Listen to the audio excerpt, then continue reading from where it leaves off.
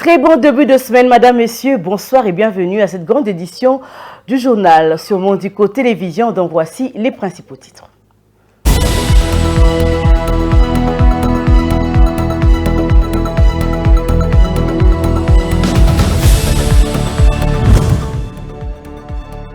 « 18 fidèles de l'église de Jésus-Christ par son envoyé spécial Simon Kimbangu ont trouvé la mort dimanche dans la soirée suite à un accident de circulation entre Kasumbalesa et Sakania. Cet accident a été causé par le mauvais état de la route, mais aussi d'une panne technique d'un autre véhicule qui est entré en collision avec le bus où étaient embarqués les fidèles kimbanguistes.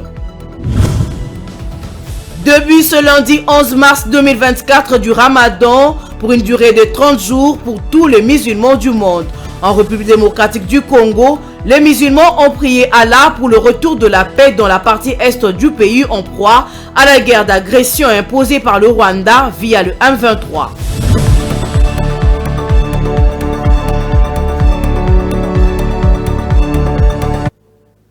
Madame, Messieurs, une fois de plus, bienvenue dans ce journal. 18 morts, dont 15 adultes, 3 enfants et 6 blessés graves. Tel est le bilan d'un accident de circulation qui s'est produit dimanche soir sur la route de Kasumbalesa à Sakania, près de la ville de Lubumbashi. Tous membres de l'église de Jésus-Christ par son envoyé spécial Simon Kimbangu.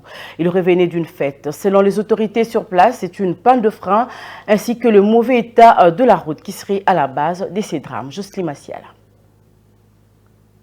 Le drame s'est produit le dimanche soir lorsqu'un camion en provenance de Lubumbashi est entré en collision avec un minibus transportant à son bord les fidèles de l'église kimbanguiste qui revenaient d'une fête. Selon une autorité sur place, cet accident est causé par le mauvais état du camion en panne de son système de frein. À cela s'ajoute le mauvais état de la route, puisque l'axe routier Kasumbalesa-Sakania ne comportait pas de panneaux de signalisation en dépit de son état de dégradation. C'est la conséquence des accidents de circulation meurtrières en répétition. Dernièrement, parmi les victimes, on compte 15 adultes, 3 enfants et 6 blessés graves. Tous fidèles de l'église de Jésus-Christ et par son envoyé spécial Simon Kimbangu. Aux autorités de réactiver le contrôle technique de tous les véhicules et la réhabilitation de l'axe routier qui ne cesse d'endeuiller les Katangais. Paix à leurs âmes. Tout à fait autre chose. Le réseau Alliance de femmes africaines pour la médiation dans le conflit à l'occasion du mois dédié à la défense des droits de femmes et de la jeune fille élaboré un bilan alarmant faisant état de plus de 60 femmes tuées dans la province de l'Ituri depuis le début de l'année 2024. Cette structure appelle aux groupes armés opérant dans la partie est de la RDC à l'arrêt des atrocités à l'endroit de femmes et de Congolais en général afin de favoriser l'engagement à la cessation des hostilités. Jocelyne Massiala, une fois de plus. Plus de 60 femmes ont été tuées par des groupes armés locaux et étrangers qui mènent des attaques répétitives en Ituri depuis le début de cette année. Selon le responsable du réseau Alliance des femmes africaines pour la médiation dans les conflits, 63 morts côté féminin dont plusieurs exactions sont commises depuis le début de l'année 2024. À cela s'ajoute une dizaine d'enfants tués au-delà des multiples cas de viol.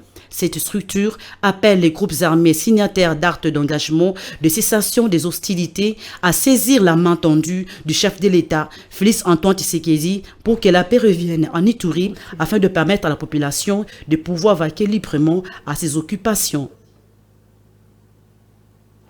En diplomatie, arrivé samedi à Malabo, en Guinée équatoriale, le président de la République Félix Tshisekedi a pris part à la réunion de chefs d'État et de gouvernement de la communauté économique des États de l'Afrique centrale, ce qui a eu pour thème CAC à la croisée de chemin vers la consolidation et la réforme pour relever le défi de l'intégration régionale en Afrique centrale. Regardez.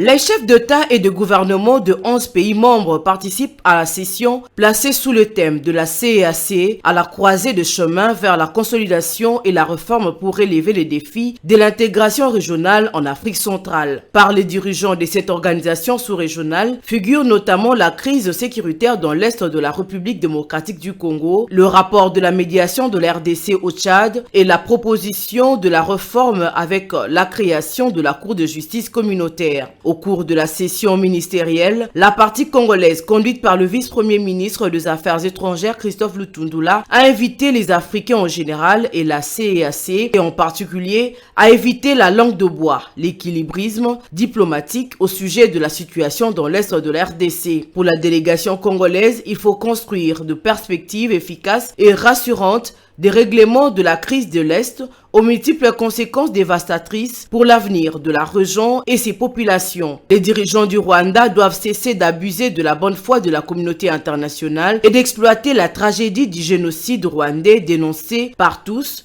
qu'ils ont transformé en fond de commerce politique cyniquement. Sur cette toile de fond, considérant les évidences que le gouvernement congolais propose de schémas de sortie de crise ci-après par la voie diplomatique. Dialogue entre gouvernement de la RDC et celui du Rwanda et non avec le M23, condamner clairement et sanctionner le Rwanda pour son agression contre la République démocratique du Congo en violation flagrante du droit international et de tous les instruments juridiques de l'Union africaine qui régissent les relations entre les États membres. Au terme de ces sommets, les présidents de la République de Guinée équatoriale et hôte du sommet Teodoro Obiang Nguema Basogo va prendre la gestion tournante de la CEAC. Dans le chapitre électoral, dans un communiqué rendu public le week-end dernier, la Commission électorale nationale indépendante CENI a réaménagé, voulais-je dire, pour une seconde fois, son chronogramme des opérations. Initialement prévu le 31 mars, l'élection des sénateurs aura lieu le 21 avril et le 28 avril, jour du scrutin pour l'élection de gouverneurs et vice-gouverneurs de province. Images et commentaires.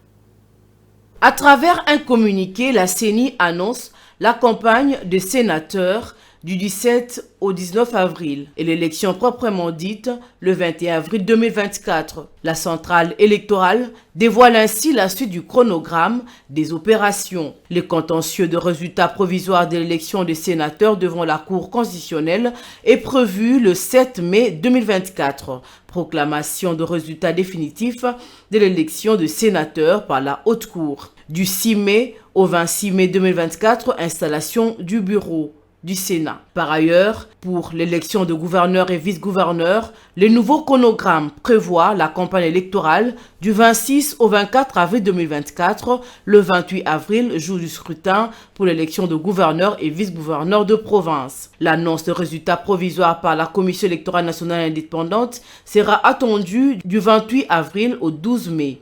Contentieux de résultats provisoires de l'élection de gouverneurs et vice-gouverneurs devant la Cour d'appel faisant office de cour administrative d'appel. Le 12 mai, proclamation de résultats définitifs de l'élection de gouverneurs et vice-gouverneurs par la Cour d'appel. Du 13 mai au 17 mai, investiture de gouverneurs et vice-gouverneurs par le président de la République. Bien avant, la CENI prévoit l'ajout, le retrait et la substitution de candidatures du 9 au 13 mai 2024. Du 20 au 21 mars, délibération par l'Assemblée plénière de la Commission électorale nationale indépendante. 22 mars, publication de liste provisoire des candidats sénateurs, gouverneurs et vice-gouverneurs. Du 22 mars au 30 mars, contentieux des candidatures devant la Cour constitutionnelle pour les sénateurs et devant le cours d'appel pour le gouverneur. Du 1er avril au 3 avril 2024, notification à la CENI des arrêts de la Cour constitutionnelle et de cours d'appel. Du 4 au 6 avril 2024, prise en compte par la CENI des arrêts de la Cour constitutionnelle et de cours d'appel. Le 8 avril, publication de liste définitive de candidats sénateurs, gouverneurs et vice-gouverneurs. Selon la décision de la CENI portant réaménagement de son calendrier publié le 31 janvier 2024, les élections de sénateurs devraient avoir lieu le 31 mars, tandis que celles de gouverneurs et vice-gouverneurs de province une semaine après, soit le 7 avril 2024. Dans un communiqué de presse et suite aux contraintes financières, la Commission électorale nationale indépendante a annoncé une fois de plus les réaménagements de son calendrier électoral. En politique, Augustin Kabouya, député national et informateur désigné par le président de la République en vue d'identifier la majorité parlementaire, a fixé l'opinion sur l'évolution de la seconde partie de sa mission après le dépôt du premier rapport de travail. C'était au cours d'une matinée politique au siège de l'UDPS. Merveille Labéa.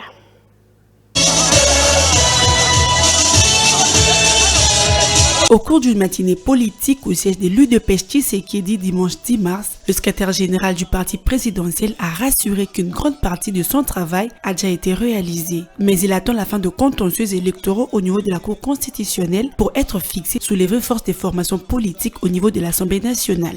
Nombreux se posent de questions pourquoi la mission qui m'est confiée par le chef de l'État n'est pas encore terminée. Je suis encore dans le délai, mais il y a un problème qui m'a bloqué. J'étais allé faire rapport au chef de l'État. Comme vous le savez, le gouvernement est le reflet ou la dérivée de l'Assemblée nationale. On fait la formation du gouvernement sur base des poids politiques de chaque formation politique à l'Assemblée nationale. Comme il y a de contentieux à la Cour constitutionnelle, on avait identifié la majorité dans un premier temps. Tu dis que tu as 15 députés, mais quand la Cour va trancher, au lieu d'avoir 15, tu peux te retrouver avec 8. Donc tu perds des sièges au contentieux, a expliqué Augustin Kabouya dans sa communication devant le membre de l'UDPS. À l'en croire, toute la partie théorique de sa mission est déjà bouclée et il ne reste plus que la partie technique. Si le gouvernement sort, on attribue le quota en fonction du poids politique. Là, après que la Cour constitutionnelle publie une autre liste définitive, on aura fait un bon travail. C'est comme ça que j'étais parti voir le président de la République. On a déjà terminé la partie théorique. La partie technique qui concerne le seuil des gens, il faut que la Cour constitutionnelle rende la liste définitive et le gouvernement va sortir. Prorogé après le dépôt du premier rapport, le mandat de l'information n'a pas toujours fini. Prorogé après le dépôt du premier rapport, le mandat de l'informateur n'a pas toujours pris fin. Se poursuit toujours, ces conclusions sont toujours attendues sur la table du président de la République pour la nomination du Premier ministre et de l'équipe gouvernementale. Selon les calendriers électoraux réaménagés par la CENI, après près de 2 mois de contentieux électoraux, la Cour constitutionnelle devra rendre les arrêts définitifs pour l'élection législative nationale d'ici le 23 mars. De l'autre côté, l'association La Force du Social au Congo fait désormais partie intégrante de la dynamique Guila-Niembo DGN en sigle. La cérémonie d'adhésion a eu lieu le dimanche 10 mars 2024 au siège de la DGN sur l'avenue Colonel Monjiba dans la commune de Ngaliema. Bijou Lumuna et Vitempanzou pour le reportage. La journée du dimanche 10 mars 2024 a été mise à profit pour l'adhésion de l'association La Force du Social au Congo, en sigle FC, dans la dynamique Guila-Niembo DGN, une association à caractère social et politique qui soutient les actions du chef de l'État, Félix-Antoine Tshisekedi, et qui prône la bonne gouvernance, dont le promoteur et les directeurs de cabinet du chef de l'État, Guila-Niembo Mbouizia. Après les présentations de 2 parties, M. Archange Mabondoir, cadre de la DGN, a retracé l'historique de la dynamique Guila-Niembo et les objectifs que celle-ci poursuit devant les délégués de plusieurs provinces de cette association, notamment le Congo central, le Kwango, le Maniema, le Sud Kivu, la Chopo, le Kwilu et tant d'autres. S'en est suivi de la remise du statut de la DGN, puis du présent offert par la FC à la DGN pour marquer l'événement. Au sortir de la réunion, le coordonnateur de la DGN pour la ville-province de Kinshasa n'a pas manqué de livrer ses impressions. Les impressions de joie et de satisfaction. Nous accueillons une nouvelle structure au sein de notre association, La Force du Social, qui est une structure qui a pratiquement une même vision que nous, celle de soutenir les chefs de l'État et en même temps l'accompagner dans plusieurs actions qui puissent faire émerger ce pays. On s'est rendu compte, comme on l'a toujours dit, que l'union fait la force.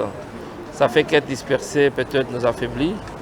On s'est mis ensemble parce qu'on veut créer cette grande force qui va accompagner les chefs de l'État pendant les 5 années qui commencent et aussi avoir des stratégies pour évoluer avec cette idée qui va sauver ce pays. Très contents, nous les accueillons à bras ouverts, raison pour laquelle nous sommes empressés de venir les accueillir parce qu'ils sont très importants pour nous. Ils nous ont témoigné cet amour et affection, nous ne pouvons que remettre cela, raison pour laquelle nous sommes là. La coordonnatrice de la Force du Social au Congo est quant à elle revenue sur les motivations du choix porté sur la DGN avant de brosser quelques perspectives d'avenir. Notre choix sur la dynamique Guila-Niembo, c'est suite aux idéologies de la dynamique. Nous avons passé un bon temps d'études par rapport à l'ex-statut. Nous trouvons vraiment qu'ils incarnent de mêmes valeurs que nous. C'est ainsi que nous avons voulu nous adhérer chez la DGN. Nous allons apporter un plus, c'est Premièrement, le travail. Nous, la FC, chez nous, nous prenons le travail. Donc nous allons vraiment travailler et nous allons remporter notre effort pour que la dynamique puisse être encore parmi des forces politiques ici dans la ville-province de Kinshasa. L'association La Force du Social au Congo est ainsi dissoute pour devenir membre à part entière de la dynamique Guilain Nyembo. Toujours dans le même chapitre, Archange Mabondoir, cadre de la dynamique Guilain Nyembo, a réagi en rapport avec l'adhésion de l'association de la force sociale au Congo FC. Il s'est dit ravi du choix porté sur la DGN afin de consolider les acquis du chef de l'État pour ce nouveau quinquennat. Il était au micro des Bijou Lumuna et Vite et Pense. Aujourd'hui, la dynamique Guilain Nyembo a réussi à son sein ou à son siège provincial de Kinshasa, la Force pour les sociales des Congolais. C'est une association œuvrant en République démocratique du Congo et ici déjà dans plus ou moins 11 provinces de la RDC. Alors cette association a voulu faire son adhésion au sein de la dynamique par rapport à sa vision qui corrobore à la vision de la DGN. Et voilà, nous les avons accueillis et nous leur avons expliqué les directives à suivre. Et voilà, ils ont fait leur adhésion. Et c'est une adhésion parce qu'il y a les représentants de plus ou moins 9 à 10 provinces qui étaient présents aujourd'hui. Donc, notamment la province de la Chopo, les Bajouélé et la Mongala. Il y a les Nord-Ubangi. J'ai vu aussi les Sud Kivu.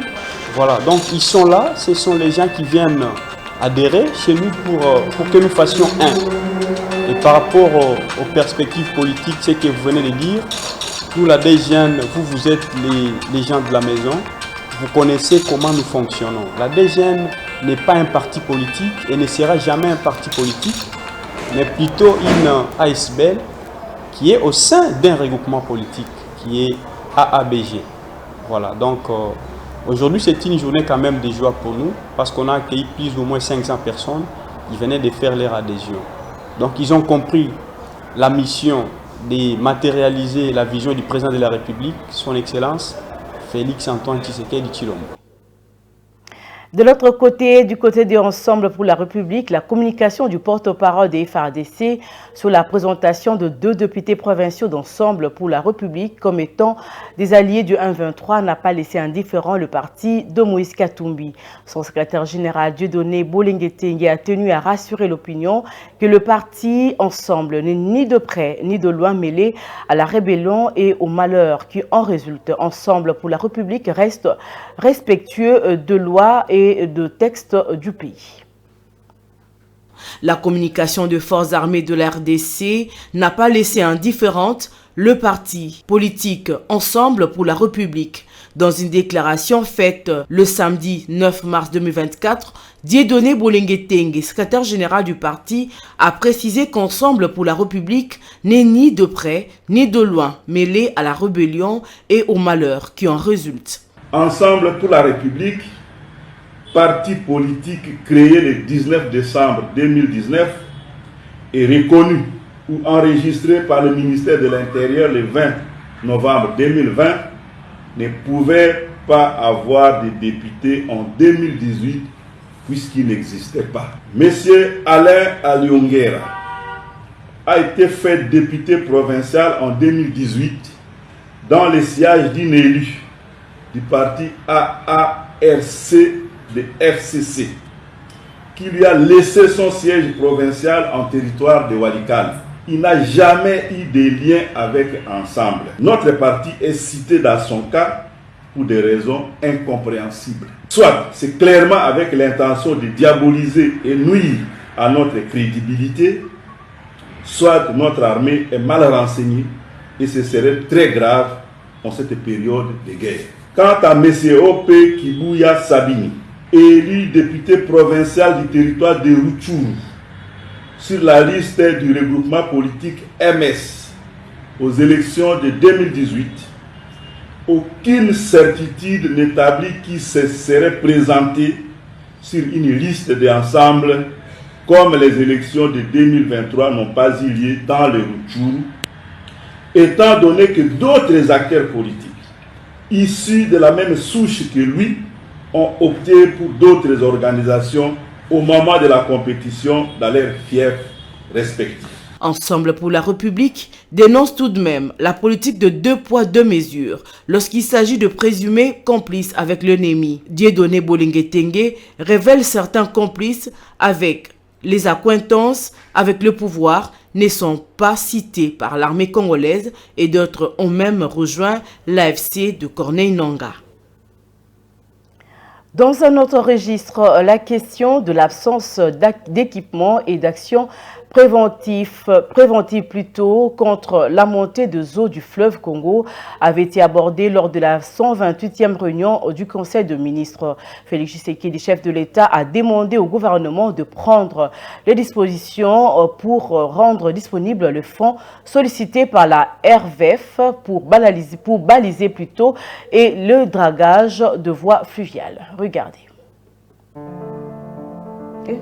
Suite aux grandes précipitations, certaines zones du pays ont connu des inondations d'une grande ampleur en décembre 2023 et en janvier 2024, a rappelé le président de la République Félix Tshisekedi dans sa communication lors de la 128e réunion du Conseil des ministres tenue le vendredi dernier à la Cité de l'Union africaine. Au-delà de la perte regrettable en vies humaines qui a endeuillé de nombreuses familles et de dégâts matériels importants enregistrés, l'ensemble du réseau fluvial a été négativement impacté et nécessite une intervention d'urgence du gouvernement.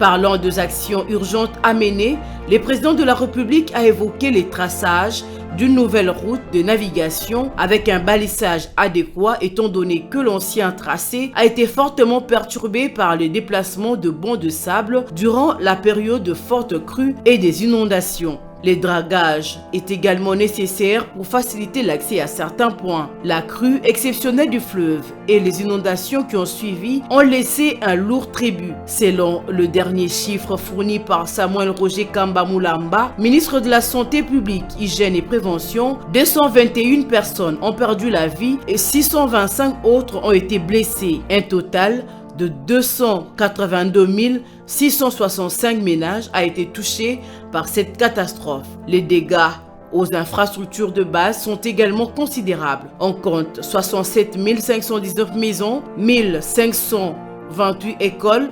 267 établissements de santé, 211 marchés et 146 routes endommagées. Des inondations ont sévi dès novembre 2023 à janvier 2024, touchant 72 territoires dans 16 provinces du pays. Les provinces de l'Équateur, du Sud-Ubangi, de Kinshasa et de la Chopo sont les plus gravement affectées. À Kinshasa, la situation a été particulièrement dramatique, avec plusieurs quartiers inondés suite à la montée des eaux du fleuve Congo et de rivières environnantes, notamment le quartier Mososo et Ndanu dans la commune de Limete, ainsi que le quartier Bichakuchaku à Barumbu.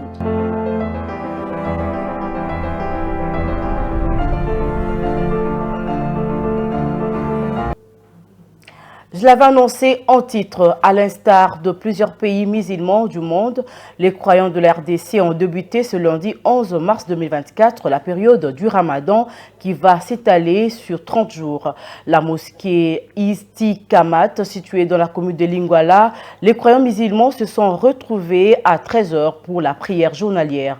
L'imam Djumbe Ouseni Kalunga, qui a conduit la prière, a demandé aux fidèles de saisir l'occasion pour confier le pays à Allah afin de pacifier la partie orientale de la RDC, victime d'une guerre d'agression imposée par le Rwanda avec les supplétifs du M23. À l'instar de plusieurs pays musulmans du monde, les croyants de la République démocratique du Congo ont débuté ce lundi 11 mars 2024 la période de Ramadan qui va s'étaler sur 30 jours. À la mosquée d'Istikama située à Kinshasa dans la commune de Lingwala, les croyants musulmans se sont retrouvés à 13h pour la prière journalière.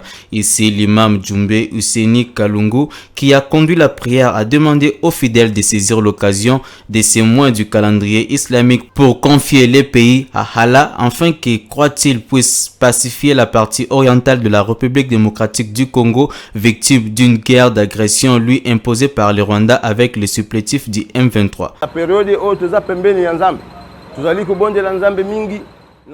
En cette période, nous sommes près de Dieu.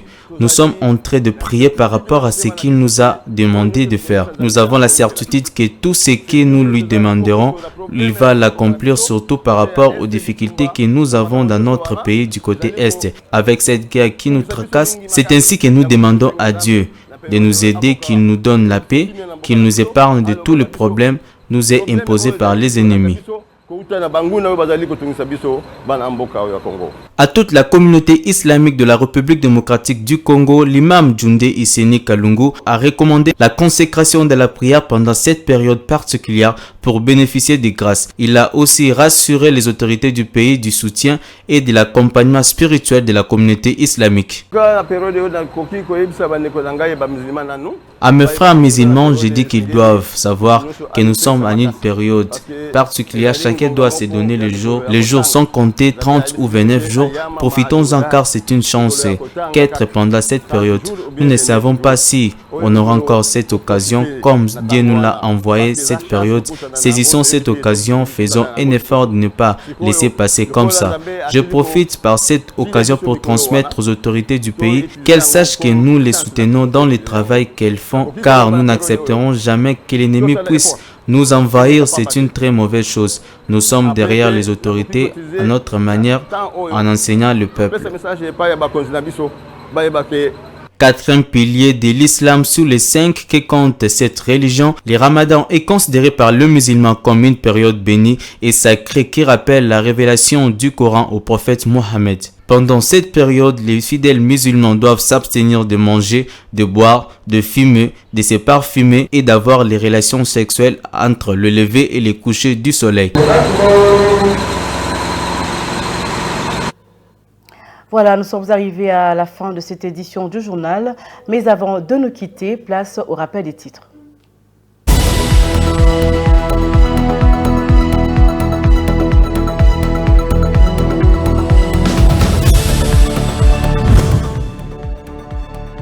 « 18 fidèles de l'église de Jésus-Christ par son envoyé spécial Simon Kimbangu ont trouvé la mort dimanche dans la soirée suite à un accident de circulation entre Kasumbalesa et Sakania. Cet accident a été causé par le mauvais état de la route, mais aussi d'une panne technique d'un autre véhicule qui est entré en collision avec le bus où étaient embarqués les fidèles kimbanguistes.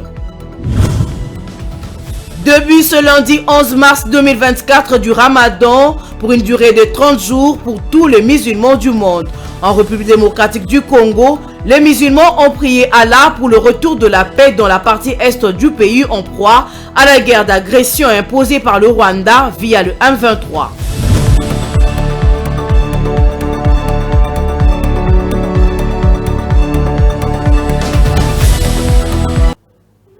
Voilà, cette édition se referme complètement. Madame, Monsieur, merci de votre attention soutenue. Restez branchés au programme de Mondico Télévision. Bonne soirée.